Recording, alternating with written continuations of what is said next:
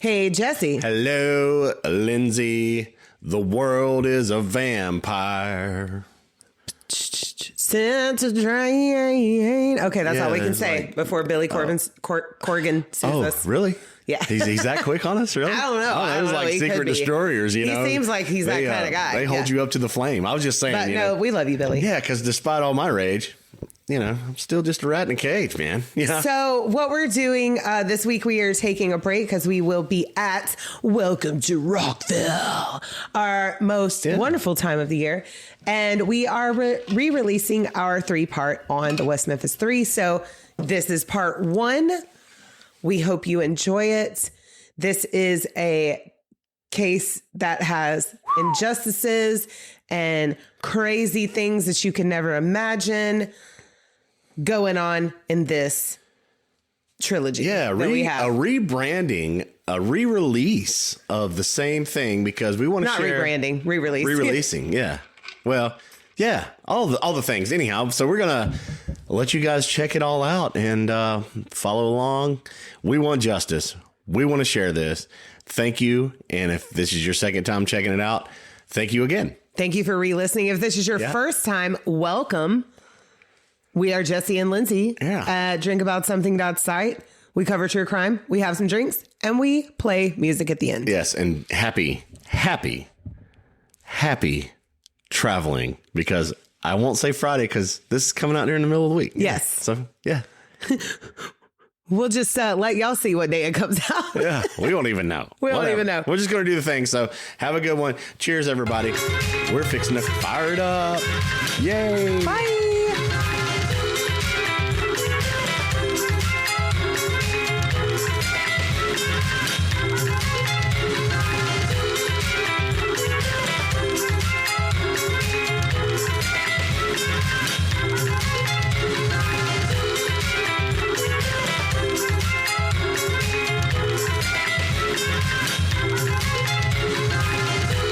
Hey, hello, everybody. How you guys doing? Happy Friday.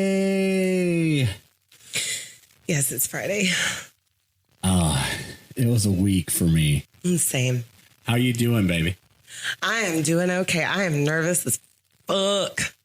This one's a monster, but it is so important to me. You've been geeking for a month. Yeah. This. Yeah. Tell them what you got. This case is one of the main reasons why I wanted to do a podcast because it just gripped me. I don't know what rock I'd been living under, but I actually had never heard of this. And if I did, I forgot until about a little over a year ago. So this is West Memphis Three. Here we go. This will be a 3-parter. And these will be a little bit longer than our first 2 episodes because this case is massive. I could do a 10-part and it still wouldn't cover all the bullshit that has happened in this case. But we're going to break it down in 3 parts. And I'm going to suggest documentaries, books, other podcasters and everything that I think you should check out as well. So, disclaimer, I'm not supposed to know anything about this, but I think you know a little bit. Shade to me. You watched a little bit of the Paradise Lost documentary with me because that was the one I became obsessed with this after I heard about it for the first time, and I was like, I want to tell him about it, but I don't remember why we never finished watching it, and so it was great because I got a lot to fill you in on. Right. So to be honest, I don't remember it. I was probably drunk. Yeah, most likely. We watched it on a Friday, so yeah. Yeah, I don't remember it. I don't know. But I'm excited. Lindsay has been crazy geeking about this thing forever. And I just, I've been looking at what our momentum and everything we had over this past, we've had over 50 downloads of our podcast. I'm just like, I don't understand. Thank you, guys. Yes, thank you. I don't understand that support already. And I just wanted to say thank you to everyone out there. It's amazing just to see our little baby growing, and I love it. I'm just so excited to see what's going to happen when we're 50 podcast in. So I'm just, thank you so much, guys. And Lindsay is just raring to go, but I figured I would talk just for a second. That way she has to calm down. I do. My nerves are a mess. All right, let's get into it. Here we go. All right, so this case will consist of 3 parts. And this one is, like I said, it saddens my heart so much because of 1, how the victims died, 2, the 3 boys that were wrongfully convicted and what they went through, 3, the complete miscarriage of justice that happened in putting 3 innocent boys behind bars, and 4, the fact that the real killer will never be found. Wow. I have cried. I've been angry so much while listening to and watching coverage on this case. And it makes me even more sad and angry that this is not the only case out there like this. This one is just more famous. And we'll get into more about why in part 3. But the horrific witch hunt in this investigation, if you can even call it an investigation, the trial and convictions are absolutely haunting, and there are a lot of trigger warnings, so beware in this case, including harm to 3 little boys. Wow. All right, so we'll start with the crime. On May 5th, 1993, 3 8-year-old boys, Stevie Branch, Michael Moore, and Christopher Byers, were reported missing in West Memphis, Arkansas. And it's called West Memphis because it's literally over the bridge from Memphis. Across the river. Across the river, right. The first report was made by John Mark Byers, Christopher Byers' adoptive father, around 7 p.m. All 3 boys had been at school that day and had gotten together after school to ride their bikes in an area called Robin Hood Hills. Neighbors had seen them together around 6:30 p.m. and had heard Terry Hobbs, which was Stevie Branch's stepfather, calling them to come home. Friends and neighbors had started searching that night, but the mosquitoes were so thick, and I can't even imagine this. The mosquitoes were so thick that they had to continue the search the next morning. So around 1:45 p.m. on May 6th, juvenile parole officer Steve Jones found a little boy's shoe with the laces out, which led him down to a drainage ditch where he found the bodies of all 3 boys. Now, they weren't just visible. He had to get down in this muddy, murky, I've seen what it looked like. It's disgusting. So they're like tucked away down into the mud. Their bodies were pinned down into muddy, murky drainage ditch water. And he found all 3 of them. They had been stripped naked and had been hogtied with their own shoelaces. They had several ligatures and lacerations, and Christopher Byers' scrotum had been mutilated. I'm going to probably cry some in this. I'm going to try not to. I'm going to try to choke it back, but yeah. Their clothing was found thrust into a nearby creek. So here's a little back information about the victims. So Stevie Edward Branch was the son of Stephen and Pamela Branch, who divorced when he was an infant. His mother was given custody and married a man named Terry Hobbs. Remember Terry Hobbs. Remember that name. We'll talk about him more in part 3. Hobbs, yes. Yes. So Stevie lived with his mom, Terry, and half-sister Amanda Hobbs, who was 4. And remember Amanda, too. Amanda and Hobbs. Yes. I want to forget. I mean, I'll of course remind, but yeah, just put a pin in those. Yeah. Christopher Mark Byers was born to Sharon Melissa Defer and Rick Murray, and his parents divorced when he was 4 years old, and his mother married John Mark Byers, and he adopted Chris. He lived with his mom, John Mark, and stepbrother Sean Ryan Clark. James Michael Moore was the son of Todd and Dana Moore. He lived with his parents and 9-year-old sister Dawn. They say he was the little leader of the pack, and they were all little Boy Scouts, and he was wearing his uniform when he died. He loved wearing it all the time. And in the West of Memphis documentary, Pamela Hobbs was holding his little uniform. Oh. Yeah. Oh, okay. So we're going to go to So we're going to sidetrack a little bit to Mr. Bojangles. So it's really rough saying all this, especially when you have children and little boys too. We've raised 4 together. Yes. Yeah. And we got a little grand boy. I want to be a puddle too. You know that. And, it's like we feed off each other. We've been together forever. And yes. It's just like if she's puddling, I'm puddling and vice versa. Yeah, this case is definitely it's puddle time. One to drink about. Yeah. So gotta have. I'm cheers. Cheers. Not cheers to that, but cheers. Yeah, not cheers to that, but cheers to puddling. I guess pressing on. Okay. We'll hide them back with laughs somehow. I'll find something to say. All right. So this little segment is going to be Mr. Bojangles. So John Mark Byers reported Christopher missing around 7 p.m. And around 8:42 p.m., a call was made to the police from workers at a Bojangles chicken place.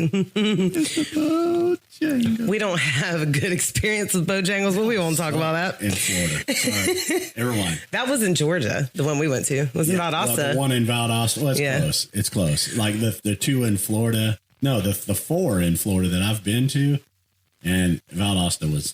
Just don't do it. Don't come for us, Bojangles. I'm not trying to down them by any means. Don't come for us.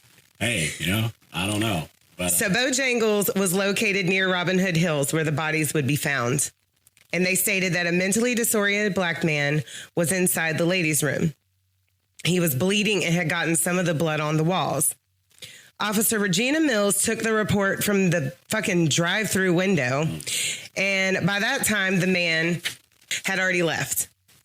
The next day after the bodies were found, the manager called the police back thinking there was a connection.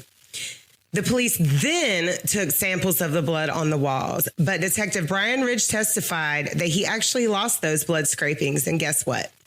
Later, a hair belonging to a black man was found on one of the sheets wrapped around one of the boys. Oh, so it's on then. Yeah.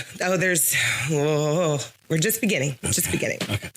So early in the investigation, the WMPD suspected 2 teenagers by the name of Chris Morgan and Brian Holland. They both had a history of drug offenses and had suddenly took off to California 4 days after the bodies were discovered.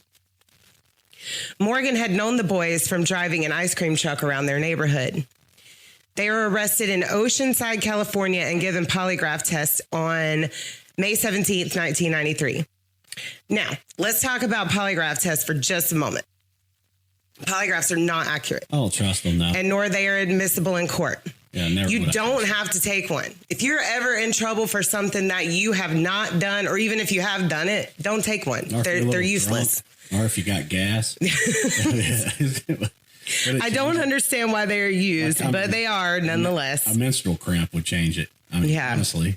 Yeah. And even if you have high blood pressure, if you're just anxious about the situation you're in, for sure, it can detect deception. Nervous. So you're nervous. Yeah. And who wouldn't be nervous? How the hell? All right, go ahead. I'm sorry. Go ahead. So both Morgan and Holland's results indicated deception. And Morgan even said that because of his history of alcohol and drug abuse, he would have blackouts, and actually said that he might have done it. What? Yeah. But later, this statement was barred from being admitted into evidence. Barred. Yeah. Okay. So now statistically, most of the time, crimes like these are committed by a family member or someone close to the victim. Yeah. That is statistics. That's not my opinion. That is actual facts. Right. But none of the families were questioned or searched or interrogated. Wow. None of the families of the victims, anyway. Right. Okay. Yeah. Now, this crime was so horrific to these simple Southern folks in the Bible Belt that they couldn't even wrap their minds around it being anything but of the devil and some sort of cult ritual. God. The preacher's sermons were all about the end times, and the community speculated wildly. I mean, it was insane. Times. Yes. And this was in 1993. This was 10 years after the McMartin preschool trials, and we learned nothing from that. Raise your hand if you were told that the end of times are coming. Oh, God. Live right. Every week. for most of my childhood. Day. Oh yeah, every day, but like especially if there's like another Christian that comes up into a conversation. The case became widespread and the police had no leads. And so here comes the witch hunt. Suspect number one in the witch hunt, and the one who got the worst of literally everything, was Damien Echols. And here is some of his story. I have spent so much time on this case, researching online, listening to other podcasters, watching documentaries, and also listening to Damien's audiobook, Life After Death. I swear I feel like I kind of know him now, but it's highly recommended. Gotta listen to that book or read it. I have to listen because I'm busy and I gotta be productive. She is always on the go. I swear to God. Always. So Damien was born Michael Wayne Hutchinson on December 11th, 1974. He's a Sag like you, babe. Uh-oh. He was born to Pam and Joe Hutchinson. His family was extremely poor and moved around quite often, and he had attended 8 different schools by the age of 10. Damn. By the age of 10. I mean, it's hard for me to fathom this type of poor, but I know you've had. You have some. I have stories. You have some connection to Damien and what he went through. Don't puddle me early. I'm not going to puddle you. I'm just saying. I'm not going to stop you because there's so much to go. There is so much to go. You go. So Pam and Joe divorced when he was around 8, and later when he was 13, his mother married a man named Jack Echols, and Damien ended up taking on his last name. Jack had them first live in the church that they attended and then moved them out to a farm shack. It was literally like how do I describe it? It was like literally it was just a shack just on this farm, like, and it had nothing. It was just a remodeled barn. Not even remodeled. There was no indoor plumbing. There was nothing. I don't know how they survived. Honestly, I don't know how they. I don't know how they lived in there. I've been there. So later on, when he moved to the trailer park, that was absolutely an upgrade. Damien is extremely intelligent, even though he did not do well in school. And he was interested in all kinds of religions, from Buddhism, Wicca, and Catholicism. He did not like the Pentecostal Church of God that his stepfather made him go to. So when he really wanted to go to a Catholic church, he had to present it to his mentally and physically abusive stepfather in, like he said, when you're approaching someone of that mindset, you have to tell them, I have a calling. Right. So I have a calling to go attend this church and see. It's a spiritual journey. It's a spiritual journey. Exactly. Right. Yeah. That was the only way that he would expect it. Right. And it worked. Jack would take him to mass. And that was a pretty big deal because Jack was such an asshole that when he would make them pray, and he would make them do that often. They had a little chihuahua named Pepper that when it jumped up on the bed, he would punch it in the face. What? A chihuahua. Come on, man. The Catholic Church is where he got the idea for his name that he later changed to Damien, from Saint Damien, who cared for the lepers in the 1800s. He was Father Damien back then, and then later got a sainthood. Right. So Damien wore black clothing, listened to metal and punk, shaved his head on one side, and was a skateboarder. Wrote dark poetry, or dark and expressive poetry. So he was like the people that we hung out with. In 1993. Exactly. Yeah. But in West Memphis, Arkansas, that made him a witch. Evil. Yeah, because if you're on that side of the bridge, it's Arkansas. It's not Tennessee. That's right. Mm-hmm. That's right. Yeah, it's West Memphis. Arkansas. Arkansas. Well, it can't be any real difference between there and the other side of the bridge, but still, yeah. It seems, it's like I've been in another world listening to all this shit. Yep. Over the last month. Yeah.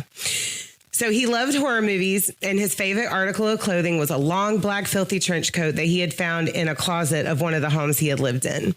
Now, he did replace it later on with the others, but this was before trench coats were deemed as like school shooting type shit, it was more of a duster, probably. Yeah. Yeah. And in his book, he says that the trench coat made him feel safe and wearing black was aesthetically pleasing to him. His home life was horrible and he acted out like most kids do in that type of situation. He had a smart mouth.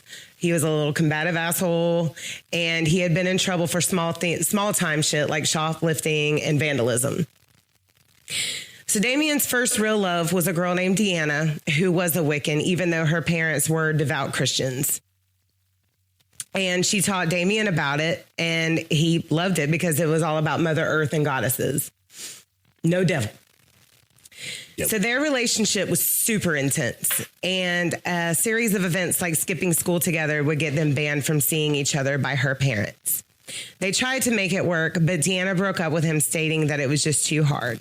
And this literally destroyed Damien mentally, and especially when she went on to date another guy. Right. According to his book, this was the only time he got violent with anyone, and he did indeed fight the boy that Deanna was dating. And he later found comfort in a girl named Dominique Tier, who he was never really in love with, but enjoyed her company. A little while later in the school year, Deanna came back to him and they made a plan to run away together at the end of the school year. When it came that time, so he was around 17 at this time, but I don't really know what grade he was in. I know he was behind. And Deanna was just a little bit younger. Yeah, still in high school. Either way. Right. They were both in high school. They were both teenagers. Yeah. So when it came time, they did just that, along with Damien's best friend, Jason Baldwin, who would later on be suspect number 2. They made it to the next town over and found an abandoned trailer, and Jason left him there to go back home. Deanna's parents called the police, and they found them and arrested them both. And even though they hadn't stole anything for the trailer, they were charged with burglary and sexual misconduct because they were indeed caught in the act. Uh-oh. So enter Jerry Driver. This man would become absolutely obsessed with Damien. Jerry would become his juvenile officer and immediately started asking Damien about witchcraft and satanic cults. This man considered himself to be an expert on the subject and was sure that West Memphis was a hotbed for this activity. Driver, yeah. Oh, yeah. He was. Oh, God. Jerry Driver is the devil. The devil. Fuck you, Jerry Driver. Yeah. All right. Driver and his buddy Steve Jones, another juvenile officer, the one that actually found the bodies of the boys, they would drive around during full moons and try to find satanic or witch coven activity. So an actual witch hunt. They were literally witch hunting, y'all. Hunt. This is not bullshit. This is fact. This is absolute fact. They needed so many hobbies. So much Satan going on everywhere. For some reason, rumors had started that Damien and Deanna were going to have a baby and sacrifice it to Satan. And this landed Damien a trip to the psychiatric hospital. Now, Damien was held in jail for several weeks, even though the breaking and entering into a trailer is a misdemeanor at most. Right. But Driver went around town asking about him and went to his parents' house asking to search his room. This is not legal. This is a juvenile officer. Well, they're going to do what they want to do. You know, they know they're the devil. So. And so when he was in the psych hospital, they did diagnose him with depression and possible bipolar disorder. But in his book, he said that he was very depressed. His life sucked and he missed Deanna. I mean, he was in jail for, just pretty much being in love and trying to be with the girl that he loved. And you know how teenage love is. It can be intense. Yeah, so he's a teenager. Stupid. He's outspoken. Yeah. His heart's broken. He's trying to bounce back. And he's trying to become his own person. Right. Yeah. So when he got out, he was released back to his parents, Pam and Joe, who were now back together. Pam had kicked Jack Eccles to the curb. Good. So they went up to Aloha, Oregon, where Joe had been staying since the divorce. When he got there, he had to meet with another juvenile officer because he was still on probation. This officer asserted that he should be minimally supervised for 4 months and then released from the system because what he had done was not that serious. But Jerry Driver down in Arkansas did not agree.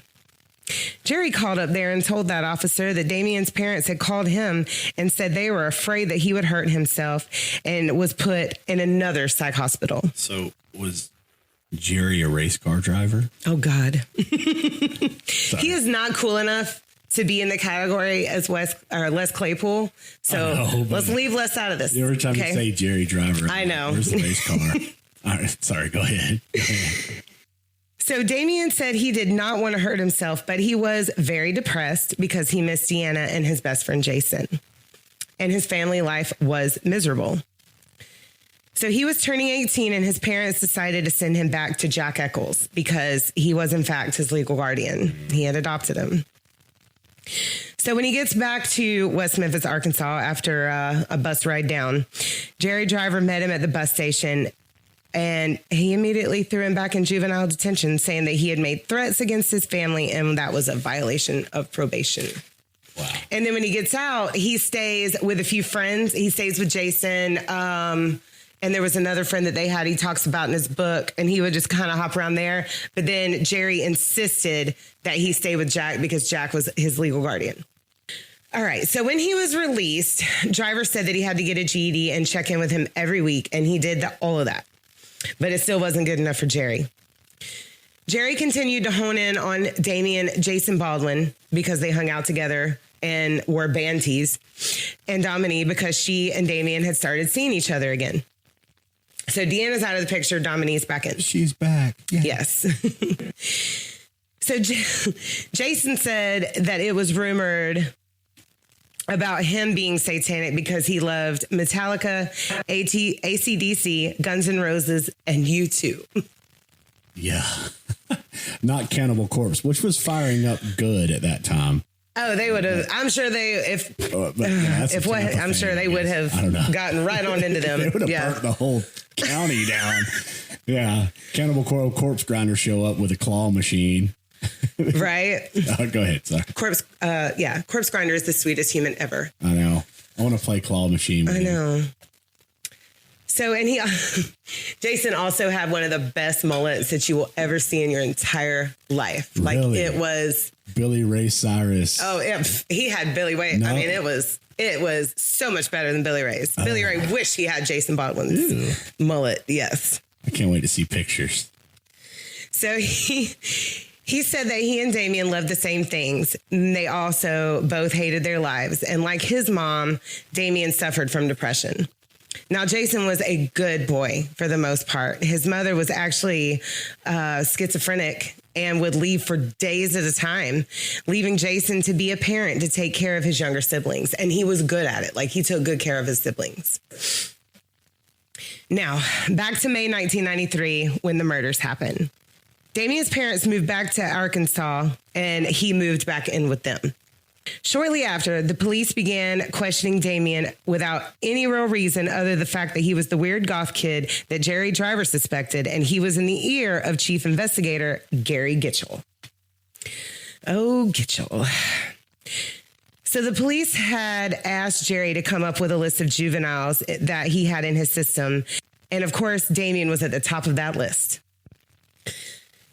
Damien was given a polygraph exam in one of these questionings, and it was noted that he revealed deception in the exam. But guess what? There is zero record of this. The examiner just says this with no evidence.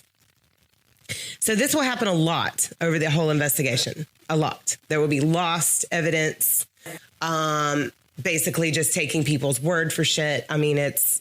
Ugh. I can already tell where this is going. So police and other officials will just... Yeah, they'll just say whatever. This is so disrespectful to me, to the victims and their families. They basically just create the narrative of what they think and then manipulate people and the media into believing their narrative without any real investigation. Right, the good old boys can't be wrong. Never. They cannot be I mean, wrong. These three precious boys were brutally murdered. And you just make shit up. And get everybody to go along with it. I mean, everybody. You have to watch the documentaries Paradise Lost to see how thick the rumor mill was. I mean, it was insane. So, of course, parents want answers. Rumors have started, and the investigators were lazy, to say the least. And like I said before, people were believing that this had to be a satanic ritual and nothing else was looked into. Gary Gitchell originally thought that it was a lust murder. And he actually, because of the way the boys were tied up and the knots that were in the shoestrings, he actually looked into Vietnam veterans because there was some significance there with the knots. But then they threw that shit right out the window when Jerry Driver started getting in his ear. Nothing at the crime scene suggested that it was a satanic ritual. Nothing. So on May 5th, the murders happened. On May 7th, it exploded onto the news and media, and that's when Damien's questioning started, asking him about local satanic cults and if he had ever seen one. And he had no information on this.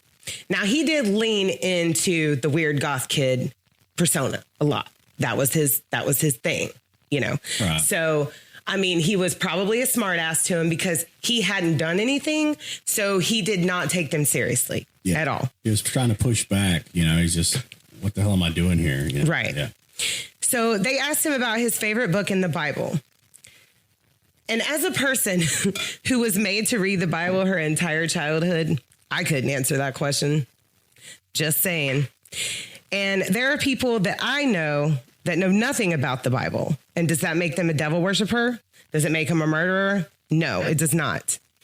But they watched him constantly, and they even took a Polaroid picture of him. He complied with everything that they asked because they were the police and he actually trusted them to do the right thing. But they used that photo to ask people around town if they knew anything about the Satan worshiper or this Satan worshiper named Damien Eccles. And through power of suggestion, it worked. And people were like, yeah, I've seen him worship Satan. And one guy even said that Damien made him levitate. Really? Yeah. So why isn't Jesus doing that? Why is it when we go to our music festivals and concerts, you know, we're all kind of gothy. Why aren't we all levitating? I mean, there are times where I'm so excited I feel like I could levitate, but yeah. I don't actually do it. You know what I mean? I will say this in a little back history real quick. I'm going to take a second. I spent a lot of time doing Native American things in my life, and I'm very Caucasian as fuck. But I did a lot of powwows and a lot of Native American stuff. I watched a drum levitate one time. But if you think about it, if there's like some kind of... Well, that's scientifically G-force, possible. Yeah, like a G-force, like you're beating the hell out of the top of this drum, the bottom, you know what I'm saying? So, but I watched it like stay in one spot off the ground. That was really cool to me. But that's the only levitation that I was young, so I thought that, you know, that was a thing. So anyhow, that was the only levitation I've ever seen spiritually. But I mean, you know, you ain't never seen a human levitate, have you? No. Okay. A couple of people in Las Vegas, you know. So someone said that the police told him they found body parts under Damien's bed. And John Mark Byers, the father of Chris Byers, said that the police told him that Chris's genitals were in a jar under his bed. And it was just not fucking true. Like Mark Byers says this, or John Mark, says this in the documentaries like it is an actual fact because that was what he was told. And he was just baffled that at this point, Damien wasn't even arrested yet. And he was just baffled that he had already heard that and nobody was in jail yet. Now, John Mark Byers is an absolute fucking character and he gets on my last nerve. I'm not even going to lie.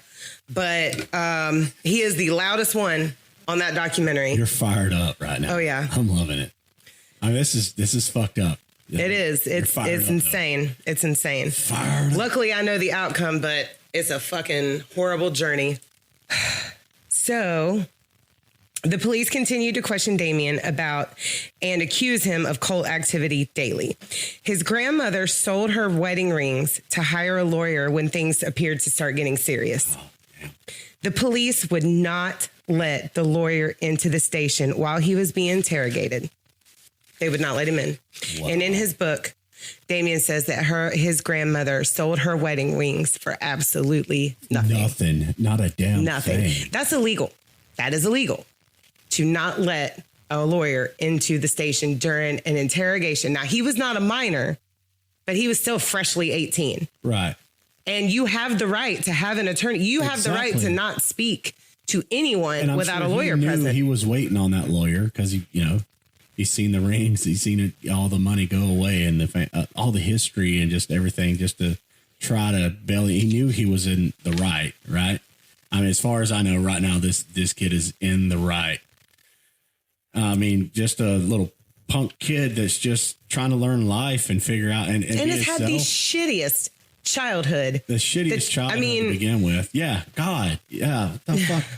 The accused, they were not told about this right that they have to have an attorney, and they didn't understand it. They didn't understand what was going on. That's what just makes me so sad. You just see the utter confusion on all of them about all of it.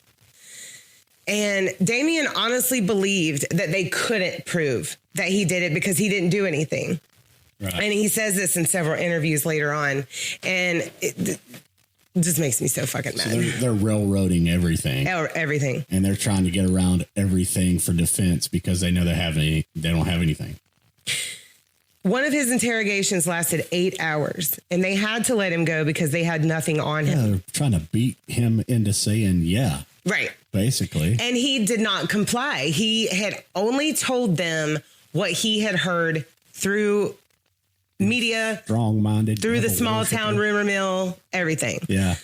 So on June 3rd, Damien, Jason Baldwin, and Damien's sister Michelle and Dominique here were at Damien's trailer watching Leprechaun. Damien's parents and grandmother were at a casino for the evening, and Jason had the night off from babysitting his siblings because he had done well in school, and his mom hired a babysitter so that he could hang out with his friends. Special night, yeah. So while they're watching Leprechaun, the police came beating down the door at 10:30 at night. Damien answers the door to 3 cops with guns pointed at his face. They arrested Damien and Jason. And Jason was asking, what was this for? And they told him capital murder. And he begs and pleads and says, you have the wrong people. Right. Like he actually believed they were at the wrong house. And once at the police station, Gary Gitchell tells Damien that his friend had already confessed and he should just come clean. And Damien was so confused because he knew it wasn't Jason because they had not done this crime. Mm. So what the fuck were they talking about? Right. So they wouldn't tell him anything and made him stay the night in jail. And on June 4th at 10 a.m., he was brought into court where Jason and a kid named Jesse Miskelly, who Damien barely knew, by the way, were arraigned on 3 counts of capital murder of Steve Branch, Michael Moore, and Christopher Byers. And that's where we'll pick up next week for part 2 of the West Memphis Three. Like, I'm holding my breath through most of this. I'm holding back tears, and I've already cried so I'm holding my breath. I'm like, what is she going to say next? What really happened? Like, what are they just flinging at these kids just because they're a little bit different? Because they're not the cookie cutter Bible Belt kids, right. And this is railroaded. This seems railroaded to me, but I don't know. It makes me nauseous. I don't know. Like, honestly, I don't know yet. Where's the twist? This is a twist to begin with. Oh my God. Yeah, it hurts. It hurts my heart. Yeah, you're a mess. Like I have, earphones in while typing this, while I'm, listening and writing notes and typing, and I'll just break out into tears and silence. Like, oh my God, what's wrong with you? I'm like, I'm okay. Just having a moment. The next paragraph. Yeah. Literally. 5 more minutes. What a puddle. Mm-hmm. I can see why you have been geeking about this. Insane. So what do you guys think so far? Like, there's 2 more of these. Oh my goodness. I'm excited. It's a lot. It's a lot. It was like, okay, our first 2 episodes, yeah, they were. Like I said, I could make this a 10-part and it still wouldn't cover all the bullshit. It's like you haven't even got your feet wet yet. Seriously? Yeah, we're just still pretty much at the beginning. We're still pretty much at the beginning, but I had to give you some backstory on these boys. I felt that was very important. Yeah. Because it helps you understand why they got to where they get to. You're right. Mm-hmm. It's going to be a ride. So what band are you plugging today? Let me talk about this group real quick. Hang on here. So we were playing a show in Jacksonville. We were playing a show in Jacksonville. I think it was Onyx Fest. That sounds right. I think it was called Onyx Fest. And there were some badass bands. And I think we were like second or something like that. And this band from Atlanta came down. They were called Actus Reus. They might call it Actus Reus, but I call it Actus Reus. But they're fucking wonderful. They're fucking wonderful. So like so one of the guitar players wears a bucket hat, and I always wore a bucket hat. So they had just seen me bumping around on stage wearing a bucket hat. And Roman from Ginger wears the bucket hat. Yeah, he does. Yeah, that's right. We're all bucket heads here. But so I love it. I love the look. So yeah, he kind of come up and was talking about our show, and he was really digging our band. And I was just, kind of just talking with him and then before I knew it, the whole band was like around me, and we were like talking, and I'm like, I'm going to buy some merch. I don't even know these guys. I haven't even heard them yet. And they were just so cool.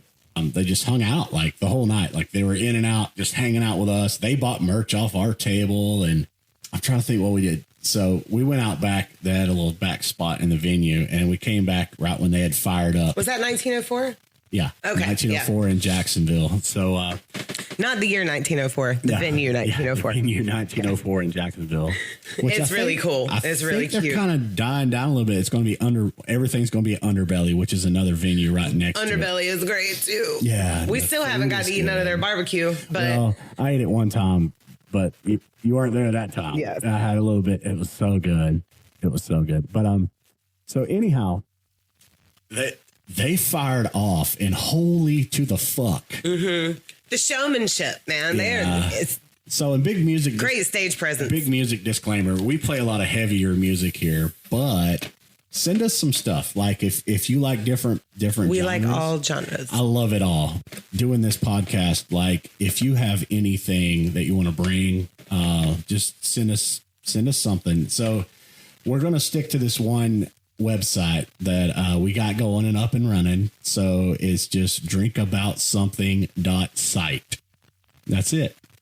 And you can find all of our links. We're hooking up with pretty much every streaming platform. I think YouTube's the only thing we're not on. So we're not really video anyhow. So we'll do that later on. No big rush. But all the links, all the contacts, drinkaboutsomething.site. Share our stuff. We're building and we're moving forward and growing, and I'm loving it. But yeah, just send us some music and we'll check it out. If it's good stuff and the audio's good, I'm going to play it. I want to know about these people. I want to know about the bands. I want to know about their music. Love all kind of genres. Love it all. One of my favorite genres is old country music, but Motown is probably my favorite. So I just I listen to that. It's my thing. Send us some stuff. And back to Actus Reus from Atlanta. I think they're like kind of from the burbs of Atlanta-ish. I'm not sure exactly where. Those guys just slaughtered it. Very much Completely killed it. Moving on. Like after that, I was just like, these got to be my bros because I want to be around this talent. I want to be around these guys. They're really awesome. They were just so happy to be in Jacksonville. The whole venue just blew up. It was just like, holy shit, what did we just see, And Logan's a beast. Logan is a beast. He is.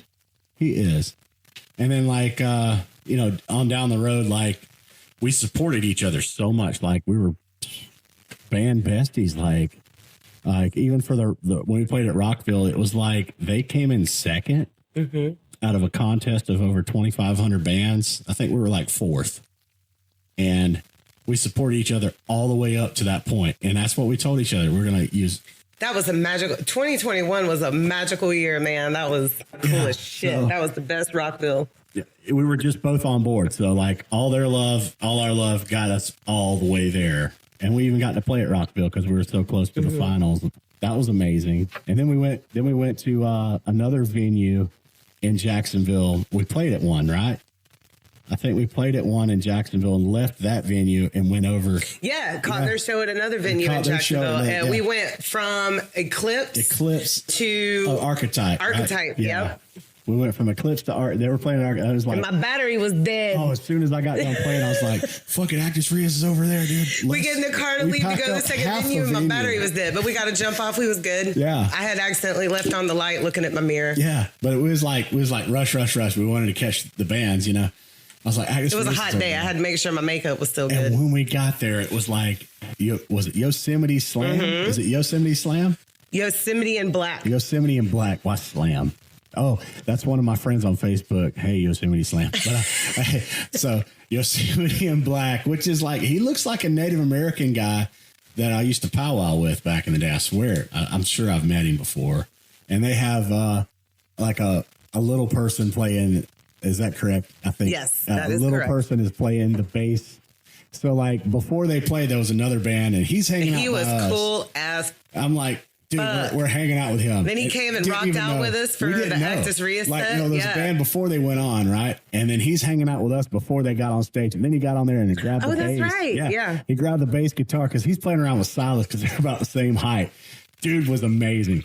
Loved him. And it was just like, holy shit, is that the same dude setting up? Of course it is. We all knew it. I mean, all eyes on him, right? And he gets up there and grabs that bass and slaps my ass down with it, dude. It was so amazing. He's slapping the bass. But anyhow, Actus came on right there after that. Boom, dude. The whole place went. And one of them like cut their hand open. That's what playing. I was wanting to bring up. Yeah. Yeah, one of the guitar players cut himself. He's bleeding everywhere. Like it was metal as fuck. I think he dropped his pick and he was just so into it. He like kind of, you know, he cut his finger. Like, it was a lot of blood. There was no devil worship. I had baby wipes because I always have baby wipes. If you ever need a baby wipe, hit me up. No sacrifices. There was no sacrificing of animals, the horses. The only thing we were sacrificing was energy. Yes, that's it. We were having a blast. Insane. Even though it's a wine-based bar, we were. I mean, it was insane. So yeah, I have an Actus Reus song that I'm gonna plug in here, and you're gonna love it. You're gonna love it. It's their newest song. And I'm completely excited about it. I want to leave you with a huge thank you. And thank you for listening. We're loving this. Keep going. Please tune in for the next part because y'all, I have poured my heart and soul into this case. Yeah, don't let it be for nothing. Please. Just in it. She is just in it. I'm just excited. And I'm going to keep doing this. We're going to keep doing this. We're going to keep kicking ass. And I've already got part 2 ready to go. I'm going to be working on part 3 this week. Yeah, I got with Actus just the other day, and they're just like, dude, we got this new song out. And they were so happy. They were just like, dude, I haven't heard from you in forever. And I'm just so happy that you got something going on. I mean, other than music stuff, we have to have this creativity. You know, it's just like there's something that we can do. I can build together, you know, whether it's just sitting here talking about this crazy history or if it's just, I don't care what we're doing, dude. We got to do something. And we are fat and sassy right now from Chinese. That's why I'm like stuffy.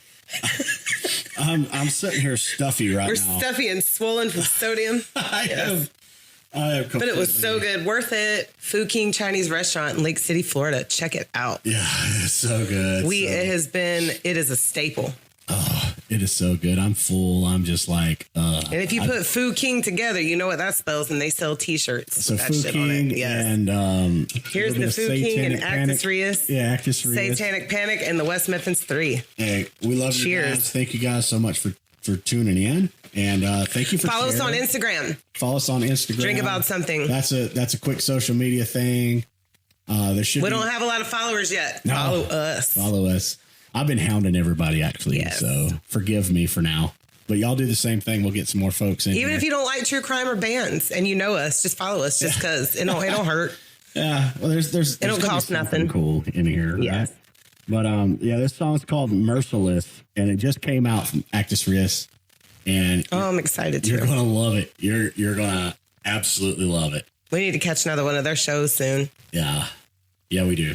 I'm gonna hook up with them. We're gonna do something. I'm gonna tell them to come play at my house. Acoustic set. Yes. No, my cul-de-sac would burn down if they played here. Honestly, though, I mean, we have hosted several. We live in a cul-de-sac in a decently quiet neighborhood. We have hosted some ragers, and we have never had the cops show up. Nobody has ever complained. I don't know what it is about our privacy fence and our back porch, but it's damn near soundproof, I guess. Yeah, we have a curmudgeon that does live around us, but haven't had any problems out of him. Nope. So thank you. Yes, thank you. No, we'll be celebrating 11 years in this house soon. Yep. I love it. Anything else you want to say to the guys, the crew, the fam? Just keep listening. Check out these bands. Like, even if you don't actually like that type of music, have an open mind. Check them out anyway. Yeah, send them. They deserve recognition for the art that they're putting out into the world. If you like anything heavy, you're going to love this band. If you like heavy, you're definitely going to love them. If you don't like heavy, just check it out anyway. Broaden your horizons. You're going to dig it. So your palate may be more cultured than you think it is. Yeah. Yes. You never know. Well, it's the grooves for me, really. That's all I care about, really. The grooves, like the little break. It's like I didn't know that I liked anything until I tried it. So yeah. I don't like pig's feet. Nope. Tried it. Didn't like it. But I tried it though. Not a fan. Yeah. But that girl that was on that barbecue show we was watching the other night, hers actually looked good. Like, I might have tried hers. Yeah. It was smoked barbecued pig's feet. I was like, okay, girl. Anyhow. So I'm going to leave it with you guys. Here's Actus Reus. We'll see you guys next Friday. Yes. For part 2, West Memphis 3. Be ready to hear me cry again on the pod. Here we go. See you guys. Bye-bye. Bye.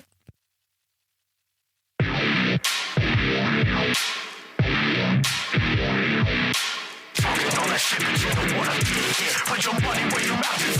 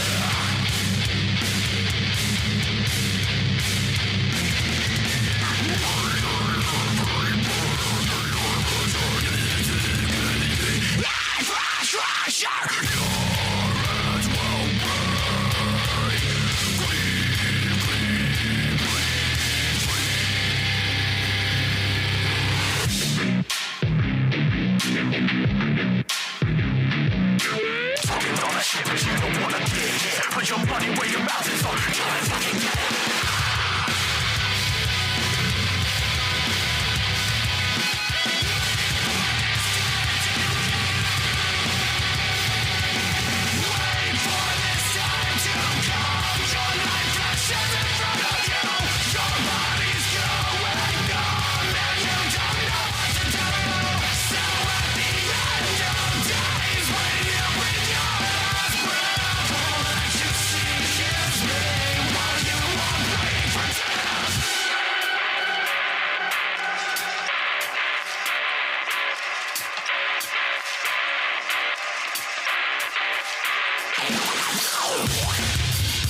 Still the rage, let it build